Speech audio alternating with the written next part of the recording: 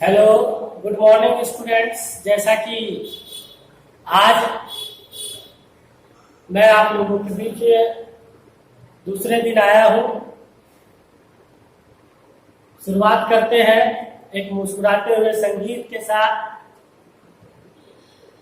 जैसा कि लॉकडाउन चल रहा है तो आप देखिए कि जो क्लास पूरा भरा का भरा रहता था आज वह खाली है।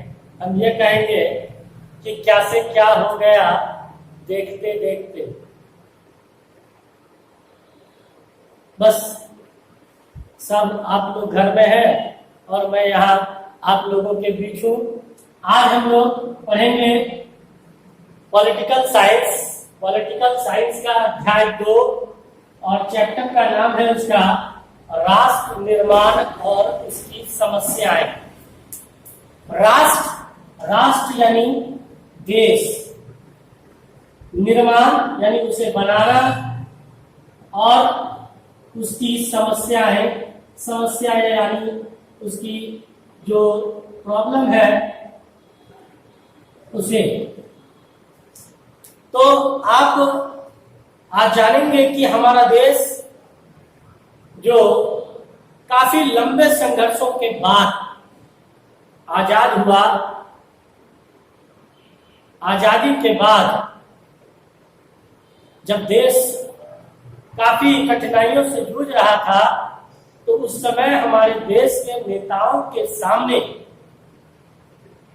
कई तरह की समस्याएं थी, क्योंकि अंग्रेजों ने लगभग 200 वर्षों तक भारत पर जो शासन किया तो भारत को सोने की चिड़िया कही जाती थी। लेकिन अंग्रेजों ने उन सोने की चिड़िया को लूटने का काम किया, उसे कमजोर करने का काम किया। देश की अर्थव्यवस्था, देश का कृषि क्षेत्र, देश का औद्योगिक क्षेत्र, देश का शैक्षणिक क्षेत्र, सब कुछ चौपट हो चुका था, बर्बाद हो चुका था। ऐसे में हमारे देश के नेताओं के सामने कई तरह की समस्याएं थी और उन समस्याओं में जो सबसे बड़ी समस्या थी वह यह समस्या थी कि भारत में सबसे पहले जो है वह है कृषि की समस्या को हम कैसे दूर करें, एग्रीकल्चर सेक्टर को हम कैसे मजबूत करें। क्योंकि लोगों का जो पहली प्राथमिकता होती है वह पहली प्राथमिकता होती है रोटी, कपड़ा और मकान। लोगों के पास उस वक्त खाने को भोजन नहीं था, पहनने को कपड़ा नहीं था, रहने को अच्छा घर नहीं था। ऐसे में देश के नेताओं ने सबसे पहले कृषि सेक्टर पर काम किया। जो कृषि के क्षेत्र में किसानों को अंग्रेजों के द्वारा जो आर्थिक शोषण किया गया, उसके ऊपर जो अतिरिक्त कर लगाया गया, उसे नील की खेती करने के लिए मजबूर किया गया। ऐसे में किसान काफी शारीरिक, मानसिक और आर्थिक दृष्टिकोण से कमजोर हो चुके थे। तो देश के नेताओं को सबसे पहले किसानों की समस्या का समाधान करना था। ये सबसे पहली प्राथमिकता थी हमारे देश के नेताओं। देश की आजादी में कई सारे नेताओं ने, कई सारे क्रांतिकारियों ने अपनी अहम भूमिका निभाई। महात्मा गांधी, सुभाष चंद्र बोस, लाल बहादुर शास्त्री, पंडित नेहरू, डॉक्टर राजेंद्र प्रसाद, भगत सिंह, चंद्रशेखर आजाद जैसे कई लोग, अम्बेडकर साहब, इन लोगों ने मिलकर, मौलाना अबुल कलाम आजाद, सभी लोगों ने मिलकर देश की आजादी में अहम भूमिका निभाई।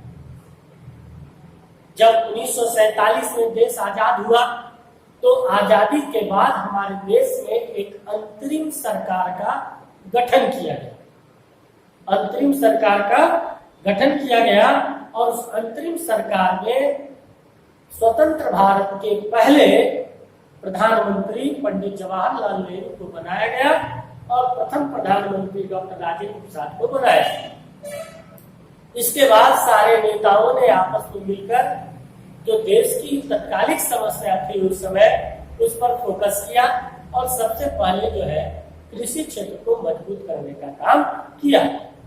दूसरी जो समस्या थी वो थी संवैधानिक व्यवस्था की। जो संवैधानिक व्यवस्था थी उस समय वो अंग्रेजों द्वारा बनाई गई थी, जो हम हिंदुस्तानियों के खिलाफ थी। ऐसे में जो दूसरी समस्या थी, संवैधानिक समस्या, उसे दूर करने का काम किया।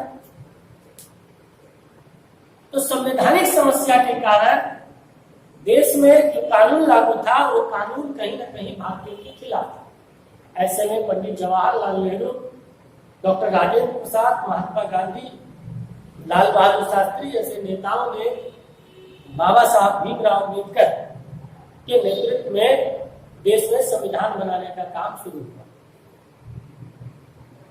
उसके बाद जो हमारी तीसरी समस्या थी वह थी आर्थिक समस्या है। आर्थिक समस्या में लोगों के पास रोजगार नहीं था, कल कारखाने नहीं थे, उद्योग धंधे नहीं थे। तो ऐसे में हमारे देश के नेताओं ने भारत में कृषि पर आधारित, जी हाँ, कृषि पर आधारित उद्योग धंधे लगाने शुरू किए, जैसे जूट मिल, चीनी मिल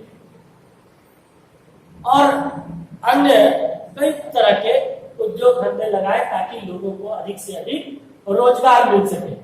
और जो तीसरी समस्याएं थी वो समस्याएं थी राज्य निर्माण की। राष्ट्र निर्माण यानी हमारा देश का जो निर्माण होगा वह कैसा होगा, हमारे देश का बनावट कैसा होगा, स्ट्रक्चर कैसा होगा। तो सारे नेताओं ने एक प्लानिंग के तहत एक योजना बनाकर राष्ट्र निर्माण में उन लोगों ने काम किया। उसके बाद जो समस्याएं थी वो थी सामाजिक और आर्थिक न्याय। देश में बहुत से ऐसे वर्ग थे जो समाज की मुख्य धारा से नहीं जुड़ पाते। समाज के जो पिछड़े वर्ग के लोग थे, जो निचली जाति के लोग थे, ऐसे स्थिति में वह समाज की मुख्य धारा से नहीं जुड़ पा रहे थे। तो समाज की मुख्य धारा, सामाजिक और आर्थिक न्याय के कारण समाज की मुख्य धारा से उसको जोड़ने के लिए आरक्षण की व्यवस्था की गई ताकि इन लोगों को आरक्षण लेकर हम समाज की मुख्य धारा से जोड़ सके, क्योंकि इन लोगों के समाज में पिछड़ेपन काफी अधिक थे। उसके बाद जो था वो था शिक्षा और कानूनी व्यवस्था। हमारे देश में एक समान शिक्षा पद्धति लागू करना ये भी एक चुनौती थी, ये भी एक समस्या है, क्योंकि जिस समय अंग्रेज हमारे देश में हुआ करते थे उस समय हमारे देश में समान अधिकार लोगों को प्राप्त नहीं था। पढ़ाई लिखाई भी समान वर्ग के लोग नहीं कर पाते थे। तो ऐसी स्थिति में समान शिक्षा और कानूनी व्यवस्था लागू करना यह भी हमारे देश के संविधान निर्माताओं के सामने एक समस्या है। तो देश में एक ऐसा कानून बने, कानून जो सबके लिए बराबर हो, समान हो और कानून के दृष्टिकोण से हर व्यक्ति भारत का बराबर है और उस हिसाब से सभी को कानून एक समान रूप से पालन करना होगा।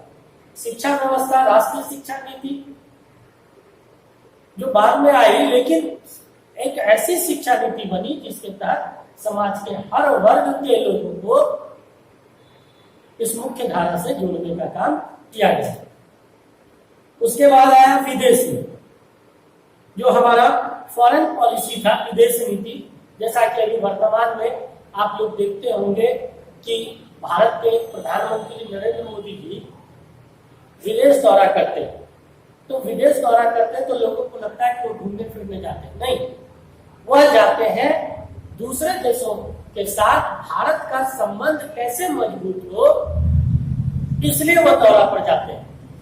हम अपने देश के जो निर्माण सामग्री है वो दूसरे देश में कैसे बेच सके, जो दूसरे देश के वस्तु है वो हमारे देश में कैसे आ सके, हम विदेशों के साथ कैसे अच्छा संबंध स्थापित कर सके, विदेशी कंपनियां कैसे भारत में अपना उद्योग धंधा स्थापित कर सके, इस नीति के तहत विदेश दौरा किया जाता है। और उस समय पंडित जवाहरलाल नेहरू जब प्रधानमंत्री बने तो उन्होंने विदेश मंत्री मंत्रालय को अपने हाथ में रखा और उन्होंने विदेशों के साथ, चाहे वो चीन हो, अमेरिका हो, जापान हो, रूस हो, इन तमाम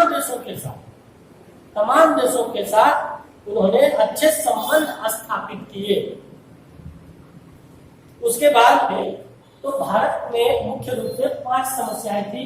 पहला कृषि, दूसरा संवैधानिक समस्याएं, तीसरा था शिक्षा कानून, चौथा था सामाजिक न्याय और पांचवा था विदेश नीति। तो इस तरह से कई तरह की समस्याएं थी। ये 5 समस्याएं मुख्य रूप से थी और इस पर जो है तत्कालीन जो नेहरू सरकार थी, जो कांग्रेस की सरकार थी, उसने इसको लागू किया। अब हम बात करते हैं कि हमारे देश में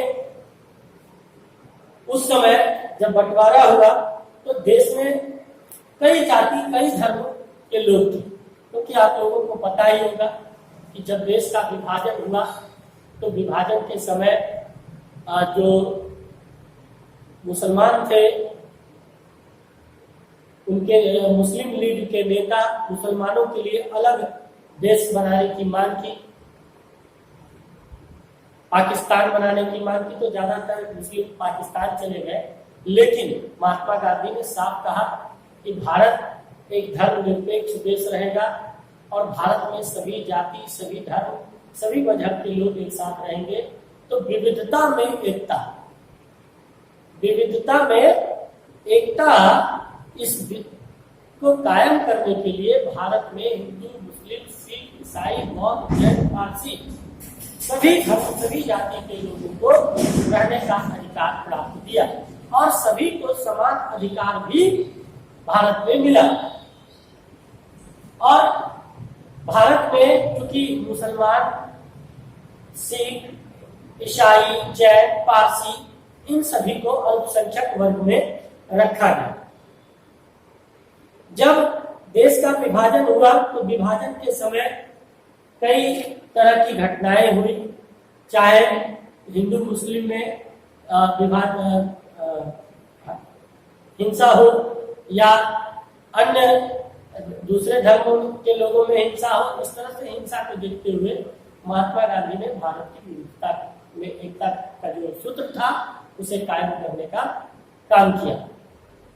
इसके बाद जब देश का विभाजन हुआ तो विभाजन के समय हमारे देश में लगभग 550 रियासतें हुआ करती थी और उन 550 रियासतों के अलग अलग राजा थे। तो जब देश का विभाजन हुआ तो भारत के प्रधानमंत्री के द्वारा पूछा गया कि आप अपने रियासत का विलय कहाँ करना चाहेंगे, हिंदुस्तान में या पाकिस्तान में? तो ज्यादातर रियासतों के मालिक ने अपनी रियासत को हिंदुस्तान में विलय किया, कुछ पाकिस्तान में भी विलय किया। लेकिन यहाँ पर एक पॉइंट है, लेकिन जो कश्मीर के राजा थे, राजा हरि सिंह,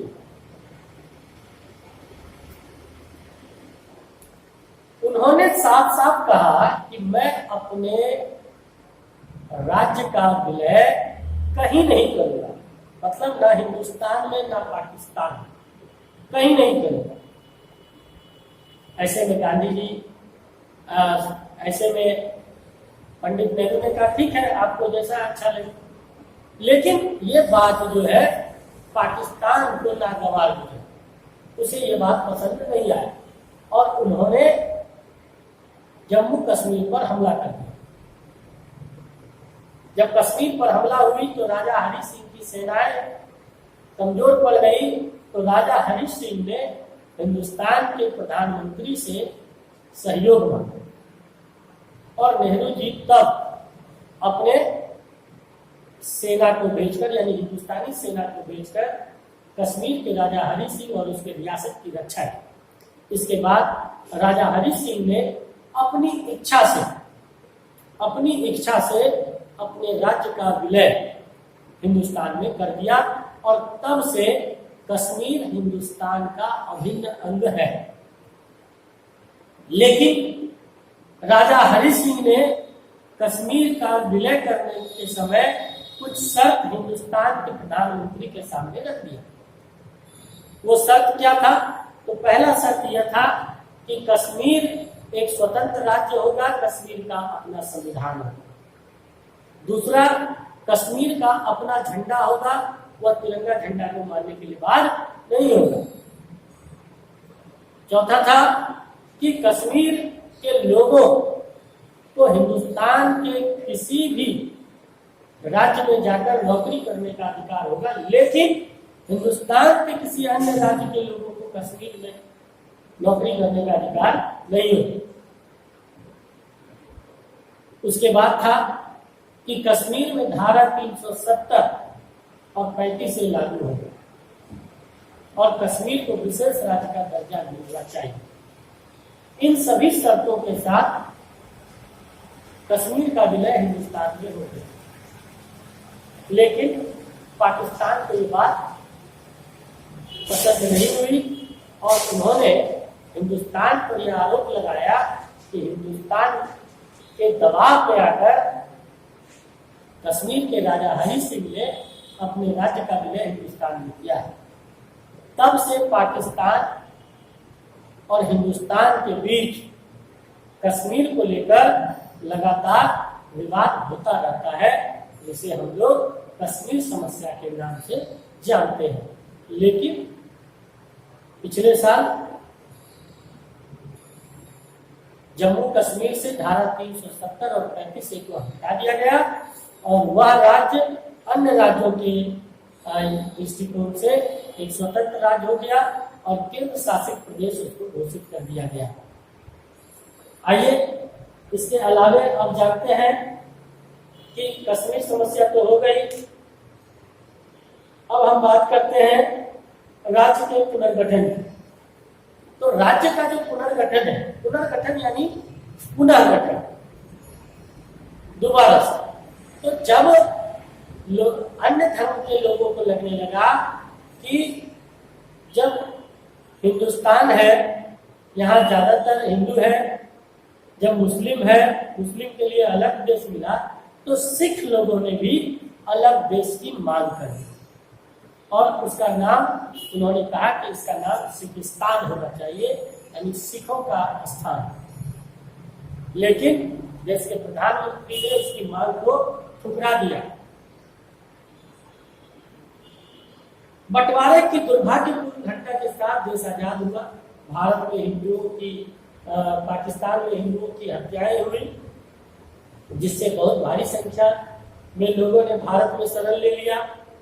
पूर्वी पाकिस्तान से बंगाली हिंदुओं ने पलायन करके पश्चिमी बंगाल और असम में शरण ले लिया। पाकिस्तान, देखिए पाकिस्तान का भी तो भाग हुआ। जो पूर्वी पाकिस्तान था, वह पूर्वी पाकिस्तान के मुसलमानों को पाकिस्तान सरकार के द्वारा किसी भी तरह का कोई सुविधा नहीं दिया जाता था, कोई सुविधा नहीं दिया जाता था। तो वहां के मुसलमानों के द्वारा लगातार अपने अधिकारों और अपने रक्षा के लिए पाकिस्तान सरकार पर दबाव बनाना शुरू किया गया, जिसका नेतृत्व शेख मुजीबुर रहमान के द्वारा किया जा रहा है। शेख मुजीबुर रहमान जो कि पूर्वी पाकिस्तान का रहने वाला था और नेता था, वह उन्होंने अलग देश की मांग की। जब पाकिस्तानी सैनिकों ने पूर्वी पाकिस्तान के लोगों पर हमला किया और तब शेख मुजीबुर रहमान ने हिंदुस्तान के उस समय के जो प्रधानमंत्री थी इंदिरा गांधी, उससे मदद मांगा। इंदिरा गांधी ने अपनी सेना भेजकर पूर्वी पाकिस्तान के मुसलमानों की मदद की, लोगों की मदद की और पाकिस्तान के दो टुकड़े हुए और वही पूर्वी पाकिस्तान 1972 में अलग होकर बांग्लादेश बना। और वहां शेख मुजीबुर रहमान के नेतृत्व में पहली सरकार बनी और शेख मुजीबुर रहमान को बांग्लादेश का, स्वतंत्र बांग्लादेश का प्रथम राष्ट्रपति बनाया गया। इस तरह से पाकिस्तान को समझिए तो कमजोर किया गया। उम्मीद करते हैं कि आज आप लोगों को अध्याय 2 का राष्ट्र निर्माण और उसकी समस्याएं, इस चैप्टर का जो ये 5 प्रॉब्लम था, ये समझ में आया होगा। वीडियो को ध्यान से देखेंगे, सुनेंगे, समझेंगे और कश्मीर समस्या जो थी उस पर भी आज हम लोगों ने डिस्कस किया। अगर कहीं कोई दिक्कत हो तो आप फोन करके भी कांटेक्ट कर सकते हैं या कमेंट करके अपना समस्या बता सकते हैं। और हमारे चैनल को जरूर सब्सक्राइब कर लें। निरंजन आर्ट्स क्लासेस, गांधी टोला चौक, कटिहार, पूरे लॉकडाउन में आप लोगों को घर बैठे क्लास देने का प्रयास कर रही है और उम्मीद करते हैं कि आप लोगों को इससे फायदा मिलेगा। और आज के लिए बस इतना ही, फिर कल मिलेंगे इसी वक्त इसी समय। तब तक घर में रहें, स्वस्थ रहें, सुरक्षित रहें, मास्क का यूज करें, हैंड वॉश का यूज करें, सैनिटाइजर का यूज करें। Thank you so much.